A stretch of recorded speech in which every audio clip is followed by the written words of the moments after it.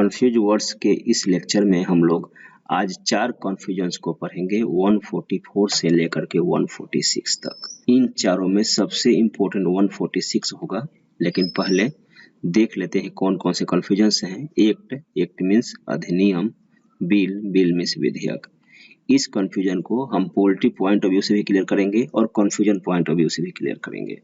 फिर एडिक्टेड मतलब लीन बुरे अर्थ में, डिवोटेड लीन अच्छे अर्थ में।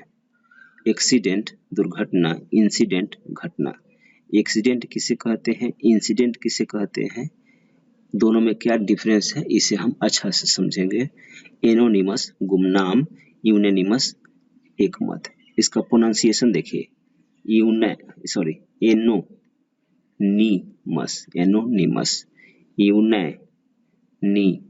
यूनेनिमस 3 सिलेबल 3 बार में हम पढ़ेंगे इसको। और यह आप पढ़ चुके हैं पहले से ही वन वर्ड सब्स्टिट्यूशन में। यह वन वर्ड सब्स्टिट्यूशन में आ सकता है, यहाँ पे कंफ्यूज वर्ड्स में है, यहाँ आ सकता है, यह मिसस्पेल्ड में आ सकता है, एंटोनिम सिनोनिम्स में आ सकता है।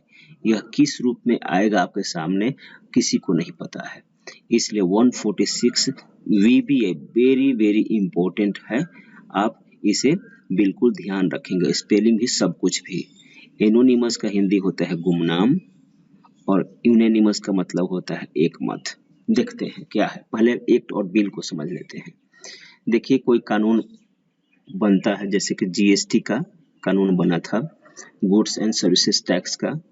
तो जब दस्तावेज तैयार होता है कानून का, हाँ, एक दस्तावेज पूरा लिखा रहता है कि GST में क्या क्या होगा, इसको कहते हैं हम बिल। जिसपे नियम कानून लिखा रहता है कहते हैं हम बिल। अब यह बिल क्या होता है, यह जाता है हमारे देश के पार्लियामेंट में, अगर सेंट्रल गवर्नमेंट की बात करेंगे तो। और अगर कोई राज्य किसी और तरह का, GST नहीं, किसी और तरह का बिल अगर बनाता है तो वह जाता है असेंबलीज में, विधान मंडल में। तो पार्लियामेंट या विधान मंडल उस बिल को पास करते हैं। पास करने के बाद अगर पार्लियामेंट ने पास किया है तो प्रेसिडेंट ने, और विधान मंडल ने पास किया है तो गवर्नर, और गवर्नर चाहेंगे तो प्रेसिडेंट। तो मतलब हस्ताक्षर होता है। पार्लियामेंट ने पास किया तो प्रेसिडेंट का, और सामान्य तौर पर अगर विधानमंडल ने पास किया है तो गवर्नर का हस्ताक्षर होता है। जब हस्ताक्षर हो जाते हैं प्रेसिडेंट के चाहे गवर्नर के, तो जो बिल होता है, बिल कहलाने लगता है एक्ट। वही बिल कहलाने लगता है एक्ट। तो कोई भी बिल एक्ट कब कहलाता है, जब उस पर गवर्नर या प्रेसिडेंट के हस्ताक्षर हो जाते हैं तब। तो यही डिफरेंस है पॉलिटी पॉइंट ऑफ व्यू में। बिल किसे कहते हैं, तो बिल कहते हैं bills are passed by the parliament और the assemblies.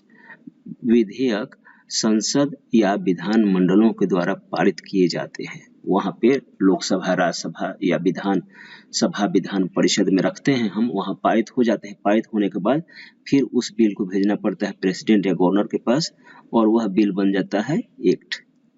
A bill becomes an act when the president signs on it. एक बिल, एक एक्ट अधिनियम बन जाता है जब राष्ट्रपति उस पर साइन करते हैं। थोड़ा सा उसी अंश को लिख दिया है, तो आपको ध्यान रहेगा कि बिल और एक्ट क्या है।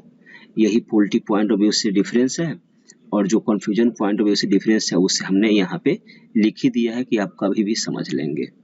ध्यान रखेंगे कि पार्लियामेंट का पहला लेटर P जो होता है कैपिटल, और असेंबलीज का पहला लेटर A कैपिटल होता है, और इनके पहले THE लगाते हैं, इतना भी ध्यान रखेंगे आप। प्रेसिडेंट का पहला लेटर कैपिटल होता है और इसके पहले आर्टिकल लगता है। कोई भी अपॉइंटमेंट होता है, कोई भी पदवी होती है, उसके पहले THE लगाते हैं। इसका आंसर THE लगाया हुआ है। Now another one is addicted. Addicted means लीन बुरे अर्थ में। एडिक्टेड मीन्स लीन बुरे अर्थ में, और डिवोटेड मीन्स लीन अच्छे अर्थ में। एडिक्टेड मतलब जो नशा वगैरह करते हैं ना, उन्हें कहते हैं एडिक्टेड। और डिवोटेड मतलब एक डिवोट वर्ड है, भक्ति करना, वहां से डिवोटेड बना है, मतलब ED लगाया हुआ है। तो फोकस ऑन अ टारगेट, एक लक्ष्य पे ध्यान केंद्रित करना। कैन एलिमिनेट एडिक्शन, खत्म कर सकता है। एलिमिनेट मतलब खत्म कर सकता है, एडिक्शन मतलब नशा। बुरे अर्थ में जो लीनता होती है नशा कहते हैं। तो नशा को खत्म कर सकता है। अगर हमारा ध्यान एक टारगेट पर है, एक लक्ष्य पर है, तो नशा का कहीं जगह नहीं मिलेगा और उसे खत्म होना ही पड़ेगा। इसको हमने यूज किया है एडिक्टेड के लिए। फिर devoted, devotion to a work, एक कार्य के प्रति भक्ति या लीनता, एक कार्य के प्रति भक्ति या लीनता। Doesn't let addiction come near, नशा को, एडिक्शन मीन्स नशा, यहाँ लिखा हुआ है, नशा को समीप नहीं आने देता है, समीप नहीं आने देता है। तो यहाँ पे हमने डिवोटेड का यूज कर लिया, मतलब हम किसी काम में अगर तल्लीन है, पूरी तरह से तन मन से लगे हुए हैं, उसे बोलते हैं डिवोशन, डिवोटेड हैं। तो हमें हमारे पास कोई बुरा काम या बुरी बात या नशा कुछ भी आ ही नहीं सकती है दिमाग में। तो इसे ही कहते हैं devoted, devotion to a work doesn't let addiction come near. Now accident और इंसिडेंट, देखिए रोड है, रोड पे आप सबको ड्राइव करना होता है तो लेफ्ट, आप बाइक ड्राइव कर रहे हैं, मान लीजिए लेफ्ट साइड में ड्राइव करते हैं, ठीक, और कोई बड़ी गाड़ी आती है और आपको टच करती है, तो आपके साथ जो घटना होती है जिसमें कभी कभी प्राण भी चले जाते हैं या अंग भंग हो सकता है, हैंडीकैप हो जाते हैं हम, इसे कहते हैं दुर्घटना। मतलब जो क्षति पहुंचाती है सामान को चाहे आदमी को, कहेंगे दुर्घटना। और क्षति पूरे मृत्यु तक शामिल है, वो भी हो सकता है। अब आगे घटना, अब आप सड़क पे चल रहे हैं, कोई बड़ी गाड़ी आ रही है और आप उससे टच करने से बच जाते हैं, थोड़ा सा इम्बैलेंस होते हैं, थोड़ा बहुत जिगजैग करते हैं और फिर जगह पे आ जाते हैं, तो आप बच गए, आपके साथ एक्सीडेंट नहीं हो पाया, इसको कहते हैं घटना। मतलब दोनों ही अवांछनीय स्थिति है जिसे कोई चाहता नहीं है। जब अवांछनीय स्थिति से हम बच जाते हैं तो उसे कहते हैं घटना, और जब वह अवांछनीय स्थिति घट जाती है हमारे साथ तो उसे कहते हैं दुर्घटना, जो हानि भी पहुंचाती है। तो यही है घटना और दुर्घटना। बाइक का एग्जाम्पल देकर समझा दिया कि एक्सीडेंट करने से बच गए, करते करते बच गए, यह हो जाएगी इंसिडेंट, और एक्सीडेंट हो गया तो उसे कहेंगे एक्सीडेंट। अब है केयरफुलनेस, हिंदी लिखा है सावधानी। सावधानी एलिमिनेट्स, खत्म करती है, द चांसेस ऑफ, आपकी गलती से भी दुर्घटना हो जाए या दूसरे की थोड़ी भी गलती होगी तब भी आपकी दुर्घटना हो जाएगी, इसलिए केयरफुलनेस यहाँ पे यूज किया। Carefulness eliminates the chances of accidents, सावधानी दुर्घटनाओं के अवसर को दूर करती है, खत्म करती है। इंसिडेंट, इंसिडेंट मतलब घटना, मतलब बतला दिया कि इंसिडेंट भी अच्छी बात नहीं है, इसमें बस इतना ही अंतर है दुर्घटना और घटना में कि दुर्घटना में क्षति जरूर पहुंचती है और घटना में दुर्घटना होने से हम बाल बाल बच जाते हैं, उसे कहते हैं घटना। Every incident teaches a lesson, प्रत्येक घटना एक पाठ पढ़ाती है।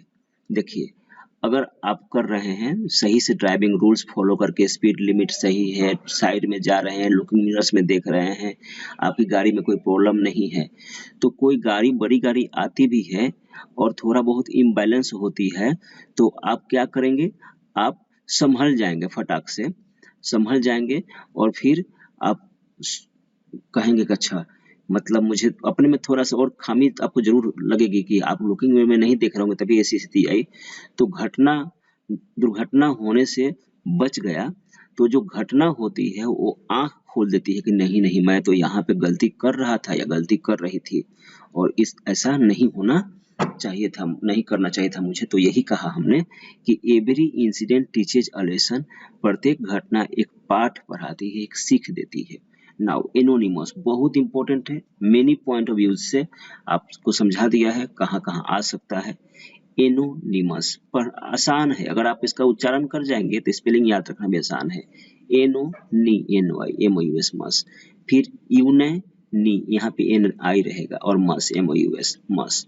तो थोड़ा सा एन वाई और एन आई पर ध्यान रखना है और शुरू का जो होगा जो सिलेबल है एनो और फिर यूनाई।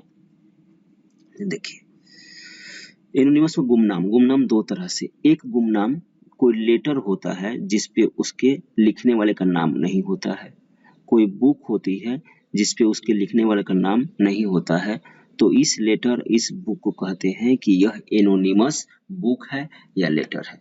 तो पहली बात हो गई। दूसरा, गुमनाम। कोई आदमी बिल्कुल ही ऐसा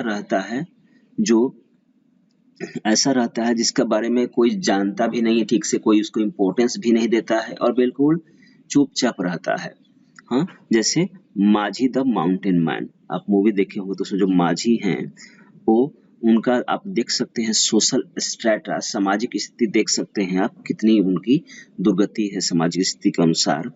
वो क्या करते हैं, पहाड़ काटते हैं, कंटिन्यू अपना जो गुड वर्क है ना उसको करते हैं। जब कंटिन्यू गुड वर्क करते हैं तो फेमस हो जाते हैं और इतना फेमस हो गए कि उनके नाम पे मूवी बनानी पड़ी और हमें वो मूवी प्रेरणा भी देती है। तो एनोनिमस गुमनाम, कंटिन्यूड गुड वर्क, लगातार अच्छा काम, मेक्स अन एनोनिमस फेमस, एक गुमनाम को प्रसिद्ध कर देती है। लगातार अच्छा वर्क एक गुमनाम को प्रसिद्ध कर देती है। नाउ यूनेनिमस मतलब एक मत, यूनेनिमस मतलब एक मत। अ गुड लीडर, एक अच्छा नेता या नेतृत्वकर्ता, टेक्स लेता है, यूनेनिमस डिसीजंस, एक मत निर्णय। ये हमने यूज कर लिया। तो आज का जो कंफ्यूज वर्ड्स है काफी ही डिस्क्रिप्टिव कर दिया है, समझाने की पूरा कोशिश करी है। होप आप सबको बहुत ही फायदा करेगा, एग्जाम्स में भी कहीं ना कहीं से कंट्रीब्यूट कर देगा। Thank you very much.